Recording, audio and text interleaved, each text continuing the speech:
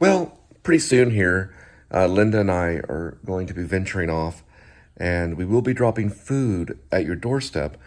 But one thing I wanted to say to you was that part of the reason why I'm speaking here in this dim light, you can see the little night light back there. There's a little bit of light there, and then there's the light from the window coming through here. And the TV, is that I think the reason why I am creating this show is because I was not in love with what I was doing beforehand, which was about 3.5 years ago, almost 4 years ago. I was a banker for about 4 years, and I didn't plan to really be a banker for forever. So it wasn't something that I was in love with. So I started. Eventually, I started posting on YouTube, not a whole lot, about 4 years ago. I've been doing the YouTube thing for more than 10 years because I've had another channel. But anyway, I ended up kind of leaving banking because I didn't find it, oh, there's Kitty. I didn't find it meaningful. So I followed, one of my first loves, which was acting. And then I also we have a band too, so we like to play music, and I like to write. Linda writes usually strange things. So she's kind of a poet in a way, and she also does a lot of improv for the band. But I'm currently working on another screenplay. I've written a lot of different stories and stuff. But I also loved being a father, but because of how the world is, it's kind of a gamble. Some artists out there get under the limelight. Okay, I'm going to have to address Kitty. Some artists out there get out in the limelight, and we got on the resume. Linda's turning a resume in. And once they get into this limelight, it's very tough for them to get out of it. And the financials for them are very worthy. It's just how the system works. It's how the game is played. And it's the nature of the beast, as they say. And I have to say, it obviously hasn't happened to me yet, or I'd probably be driving a really nice car and living in a house, and my kids would be running around in the background. But nevertheless, I am still going to follow what I love. And some people out there I know love to give. And you're welcome to give on my channel. People have given before, and it does help sustain us, and it does help us advance. And also, the number one thing you can do to help is you can just watch the show. Another thing that you can do to help is you can subscribe. Or, there's Kitty again. It's kind of like a fly Lotsie, but with a kitty. There he goes over this way again. Kind of give you an idea of my life, which I love doing for some reason. Anyway, you can give. It's very easy as well on my PayPal, and it has happened to us, so it has helped us. I think the most they allow is up to $5,000 in one giving. I think as little as $5 or something. I think we've gotten different amounts. But the number one way is first to watch it. And then another great way to help is just to subscribe or to tell your friends about it.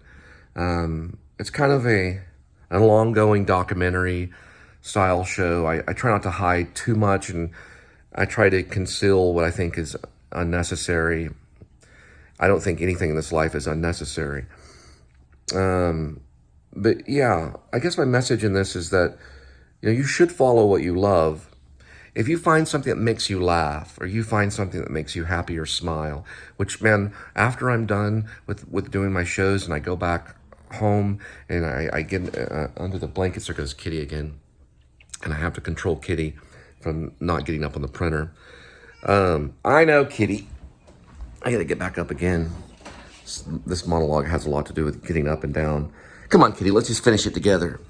There we go.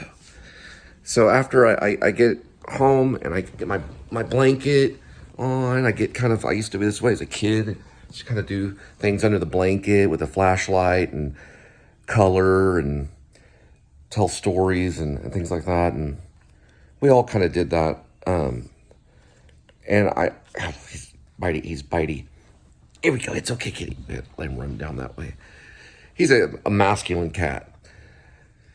But Yeah, I used to kind of, when I was a real young kid, I was into like Dungeons and Dragons. We would spend all night creating these modules, and which you could buy. You could buy a module to help you as a dungeon master. But we would just create our own, and we would spend all night doing it. We loved it, and big smiles on our faces until the sun would come up. Me and my friend Scro, who's a kind of a blacksmith. He's an artist out in Oregon. But when I'm mentioning that up is because it's part of the creative process. So when you're doing these things, you have you have an ocean of creativity that you're working with, and Apple has allowed us to use a platform known as iMovie to throw these things together without any. Knowing the cat's back there. Yeah, there he goes again. Without any really any flaws, really. You know, the way that they've presented it, as in just presenting a story. And it's something I've wanted to do all my life. I hadn't been able to do it since until maybe the last 2 years ago, to really throw together a story. So anyway, regardless, if you know anyone that'd be interested in watching these kinds of things. Now, lately I'm talking a lot about screenplay writing, which I will be until this thing is finished. I think I'm on like page 30, and I don't know how long it's going to be. I don't care. I don't care about the length on this one.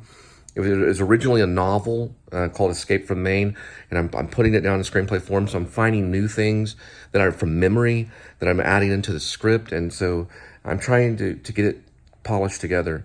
And I'll just say my background is in theater arts, and I've done many plays, like more than 50 plays as an actor, and I've written quite a bit of plays too, maybe about 50 plays as well, that are just kind of piled up in my closet, and also in digital format. I was able to get a lot of them into digital format. But, I consider myself a writer, but I also, I've done acting, and the worlds kind of conflict between the two. If you're familiar with writers like Sam Shepard, even going all the way back to Moliere, even Shakespeare acted on stage, they've been able to do both, It's just part of the music of it all. But, yeah, now he's over there scratching over. Let's see, where's he at? Yeah, he's in there relieving himself in the cat litter box. But what I'm trying to say is, if you know anyone would be interested in stuff, let them know, because there are some stuff up there. But I see this as actual like documentation of a written work. I don't see a lot of that. I don't see a lot of writers. I see a lot of people. I see a lot of teachers out there talking about writers. Thank you, Kitty. But I don't see any writers out there with their typewriter sitting there talking about their story as it's happening. I'm sure it's gone on. I know there's some painters that have done that too. But I think it's a cool and important thing that's going on. So this will continue on, and then for finance I'll drop the food off at your doorstep. But if you want to give, if you want to support the arts, if you want to support an artist, please give. It happened to us just last month, and it was a tough month, and we got through it. If you know anyone that wants to subscribe to a channel about the arts and about acting and writing and music. Okay, Kitty, that's an important one. Yeah, that's the headphones. All right. Or if you like a show about cats, a black and white cat known as Tuxedo. Edmund Tuxedo Cassavetes is based on the filmmaker Cassavetes. I'm turning the light on. I talk a lot about filmmakers and cats. People are like, okay, maybe I'll check it out. Then tell them about it, because word of mouth is like the best thing. So if you see someone, or if you see someone in the grocery store, check out this guy. He's really funny, or he likes to talk about his cat and stuff. Then just tell them and just spread the news, because eventually it spreads like wildfire. We get in the limelight, and then we get our shot. And we're not going to neglect the chance of that. We're not going to abandon anything when it comes to going forth with the creative process and hopefully being able to turn this into a movie. Now, we are currently working on a movie. It's a post-apocalyptic film called Len Driver, and we've got about 7 minutes of it, and it's up to when Linda feels right with the narration, and then we'll continue that. And we did release a new song last night. So anyway, if you know anyone, let them know. We would love for you to be a part of our show. All right, we'll talk to you all later.